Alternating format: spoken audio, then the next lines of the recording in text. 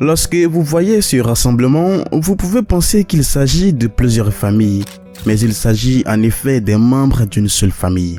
Cet homme a épousé 8 épouses. Ouais, 8 femmes. Il n'a pas épousé seulement une, ou deux, ou même 3, mais 8 épouses. Cela semble incroyable, mais ces épouses n'ont aucune jalousie l'une envers l'autre. Elles ne le trompent pas, ce sont plutôt des meilleures amies qui se partagent tout, même le mari.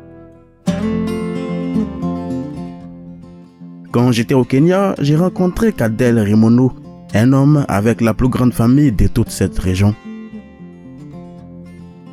Cet homme ne connaît pas le nombre de ses enfants parce qu'ils sont trop nombreux.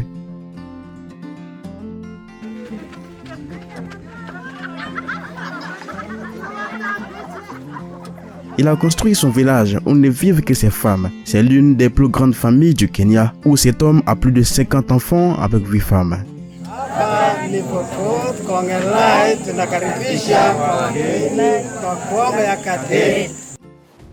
J'ai fait beaucoup d'histoires sur des couples polygames comme Moussa, un Ougandais avec 98 enfants et 568 petits-enfants, le tout couronné avec 10 épouses.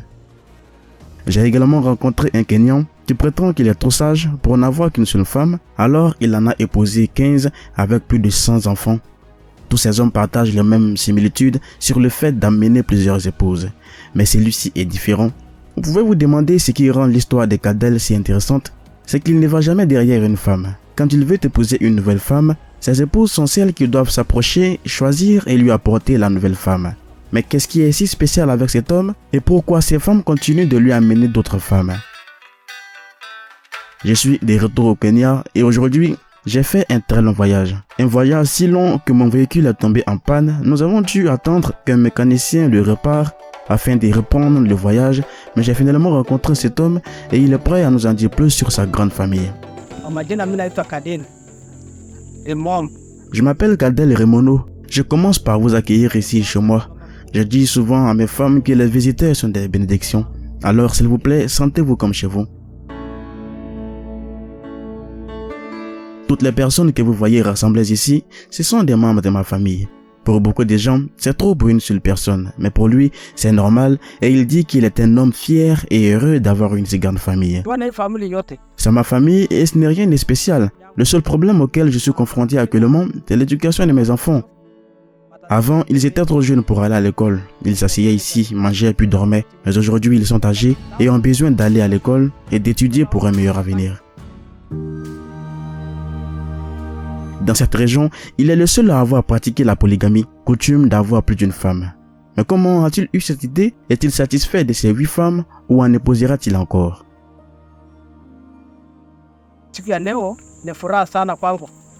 Je dirais que je suis l'homme le plus heureux vivant pour avoir une si grande famille. Je suis d'accord pour avoir beaucoup d'enfants et beaucoup d'épouses puisqu'elles vivent heureuses ensemble et en harmonie. Au début, je n'ai jamais envisagé d'épouser plus d'une femme. J'ai épousé ma première femme et nous avons passé plus de 10 ans ensemble. Puis un jour, j'ai rencontré une belle dame. Je suis revenu voir ma femme et je lui ai demandé si cela la dérangerait si j'épousais une autre femme. Elle m'a dit de le faire tant que cela me rendait heureux. C'est ainsi qu'il a fini par épouser une deuxième femme, ce qu'on appelle une relation polygame. Ce qui le rend spécial, c'est qu'il n'approche pas les femmes lui-même s'il veut une autre femme. Au lieu de cela, sa dernière femme va voir la dame et la convainc en premier et revient voir le mari pour confirmer qu'elles se sont entendues, ce que nous n'avons jamais entendu auparavant. J'ai plus de 50 enfants, le premier a 40 ans, tandis que le plus petit a moins de 2 mois. Comme nous sommes une grande famille, nous dépendons principalement de l'agriculture comme la majorité de nombreux citoyens ici. J'ai de grandes fermes et de grands champs que mes femmes et mes enfants cultivent. Avec 50 enfants, l'homme rêve d'avoir une école. Et avec assez d'argent, il aimerait construire sa propre école ici qui enseignerait à ses enfants, petits-enfants et arrière-petits-enfants après avoir réalisé que payer les frais de scolarité pour tous ses enfants était beaucoup trop cher. Je pense souvent à faire une école. Peut-être que si j'avais assez d'argent, j'aurais commencé l'idée depuis longtemps et mes enfants auraient obtenu leur diplôme et m'auraient aidé ici sans partir quelque part. J'ai un espace très grand comme vous pouvez le voir qui peut accueillir plus de 2 ou 3 écoles modernes. S'il y a quelqu'un prêt à se joindre à moi et investir dans ce projet, il sera la bienvenue. Je serai prêt à coopérer et je sais que mon rêve deviendra un jour réalité, car je n'aime pas voir mes enfants passer leur journée à la maison sans aller à l'école.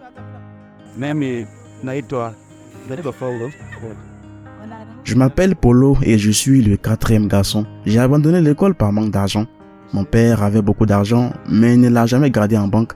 Alors un jour, des voleurs sont venus lui voler tout l'argent qu'il avait économisé pendant des années. Ils ont même pris du bétail et ont volé tout ce qu'ils ont trouvé. Et le fait aussi d'avoir épousé beaucoup de femmes a également fini son argent à cause du paiement de la dot, car c'est une tradition qui prend beaucoup d'argent et de vaches. Polo est allé à l'école, mais a plus tard abandonné quelques années plus tard. À partir de là, il a rejoint la construction et a acquis certaines compétences dont il dépend pour gagner sa vie. Il est également heureux d'avoir une grande famille. Cela lui a appris à vivre dans la société.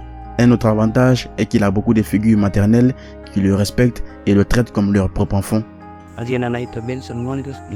Je m'appelle Bison et voici notre maison. Ma mère est la première femme et je suis le 8e enfant de ma famille. Je suis un peu d'accord avec les choix de mon père. Plus il a des enfants, plus il a échoué à payer les frais de scolarité pour chacun. Moi-même, j'ai abandonné l'école en 2017.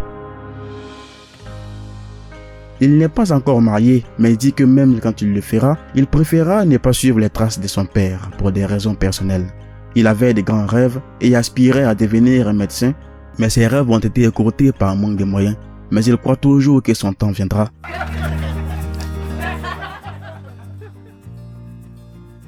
Peut-être que la coutume d'épouser de nombreuses épouses n'a rien à voir avec la pauvreté. Peut-être comme notre ami qui avait les 15 femmes, qui a dit qu'il était trop sage pour n'épouser qu'une seule femme, il pourrait y avoir une certaine sagesse derrière, parce qu'on ne peut pas comprendre le phénomène de Papa Afrique.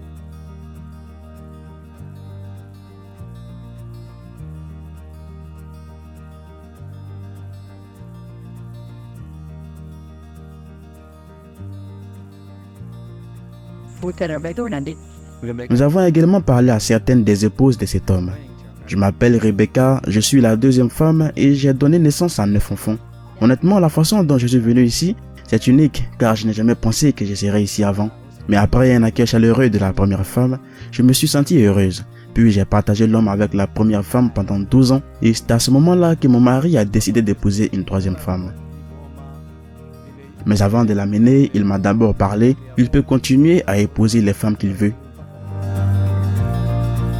Rebecca dit qu'ils vivent heureux malgré le partage du mari et que cela a renforcé et amélioré leurs liens car ils sont une seule famille. Lorsque l'une d'entre nous est malade, nous prenons soin d'elle. Nous nous soutenons toujours les unes et les autres. Nous nous traitons comme des sœurs plutôt que comme des coépouses. N'importe qui d'entre nous peut remplacer la mère d'un enfant à n'importe quel moment si sa mère n'est pas là. Nous pouvons faire tout comme sa mère l'aurait fait. Nous nous rendons visite puisque nous vivons dans des maisons différentes. Nous allons toutes rendre visite à la femme aînée et y passons une journée entière. Nous l'aimons toutes en raison de sa gentillesse car elle nous a chaleureusement accueillis et pour cette raison nous la respectons. Et cela nous amène à la plus jeune de toutes les 8 épouses. Je m'appelle Evelyn, je suis la 8e femme. Quand je suis venu ici, ce n'était pas l'homme qui est venu me voir, ce sont ces femmes qui sont venues me voir et m'ont dit que leur mari avait besoin d'une autre femme. J'ai été surprise, mais elles m'ont promis d'être toujours près de moi. J'ai passé 10 ans ici, avec 4 enfants, 2 garçons et 2 filles, et je suis heureuse d'être ici.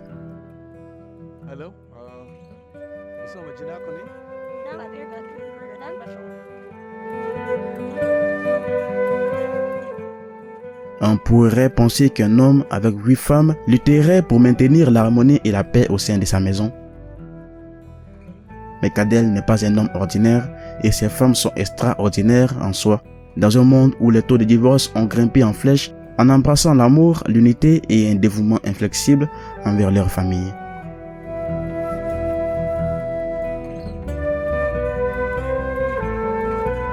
Merci d'avoir suivi. C'était Afromax Français. N'oubliez pas de vous abonner.